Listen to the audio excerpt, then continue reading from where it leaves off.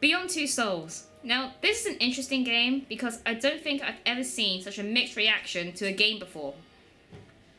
Some sites praise the game as being one of the best PS3 games ever, and others have a pretty opposite opinion, thinking the game is flawed to no end. My opinion, well, I was definitely looking forward to this game, and I did enjoy it in the end. But yeah, it's hard not to see why people would hate it either.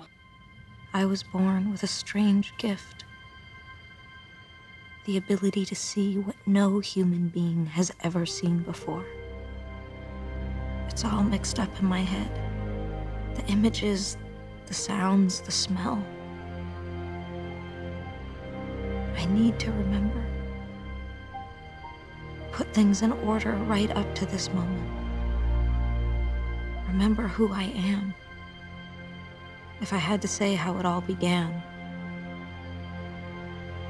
I might just as well start here. The game is pretty heavy on story, so this should be the starting point. The story of Beyond Two Souls is about Jodie Holmes, a young woman who has been connected to a spiritual entity known as Aiden her whole life. Aiden is a help in the respect that he can help Jodie out whenever she is in danger, take control of people, speak to the dead through Jodie, and heal injuries. You see different parts of her life, and it's all scattered about, so you could go from her as a kid in one part to Jodie as an adult in the next. You basically see Jodie as a kid, a teenager, and a young adult. You can see how Aiden affects her life in different ways. How come everyone can go and I can't? I do everything you ask of me all week, and I never get to have any fun! For the 100th time, you're not like everyone else, and there are rules. Well, I didn't ask to be different. I just want to go out and have friends and be like other girls my age. You'll never be like them. You need to get used to that.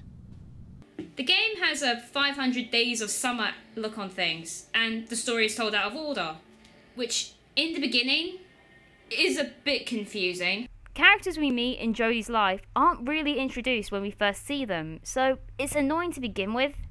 But as the timeline gets filled, you start piecing the overall story together as you're going along, and it all ends up gelling really well. You have plenty of moments of piecing the story together throughout the game. I think that the most exciting part of the story all takes place when Jodie is older. You do missions, you get to know more about the spirit world, and so on. Jamal Sheikh Sharif, one of the most dangerous warlords in the country. He commands a heavily armed militia, using it to control several important districts in the city, which means none of our humanitarian aid is getting through. You have to find Jamal and eliminate him. I would be bullshitting you though if I said that I didn't enjoy using Aiden for revenge though. For some reason, Jodie comes across some right douchebags as a teenager. It's a lot of fun to use Aiden and go carry on their asses for being such dickheads.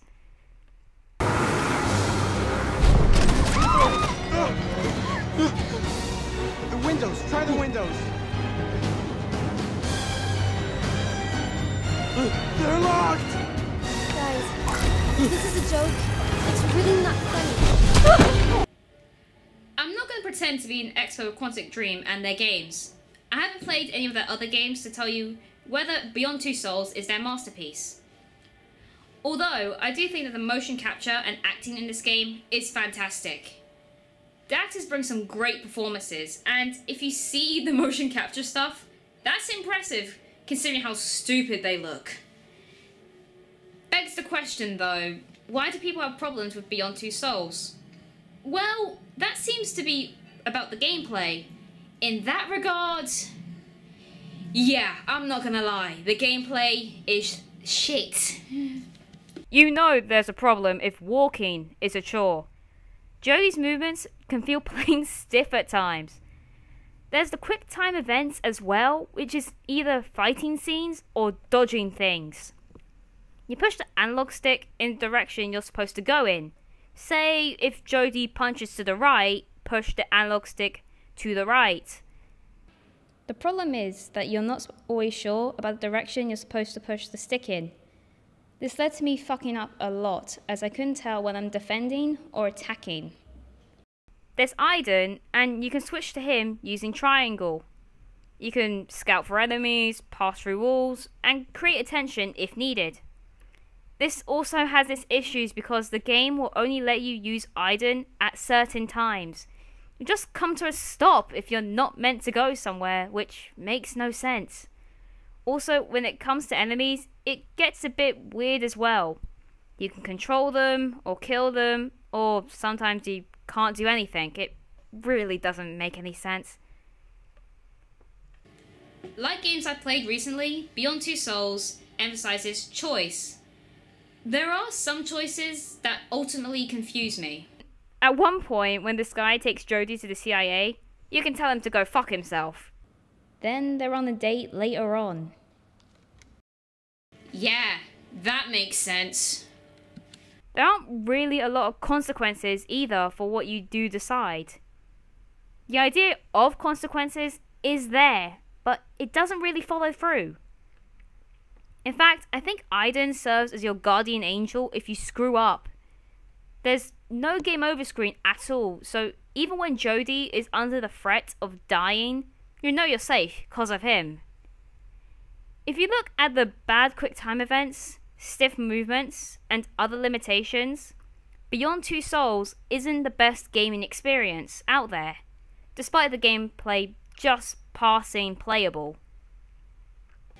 Then again, as an experience, I love this game immensely. The story is great, and I do care for all of these characters, especially Jodie. In a game like this, it is essential you like the character you control. Overall, if you like great gameplay, short cutscenes, and not such an emphasis on story, then stay the fuck away from Beyond Two Souls. You won't like this game at all. If you like story and character-driven games, like me, then you'll probably like this game enough to overlook the massive flaws.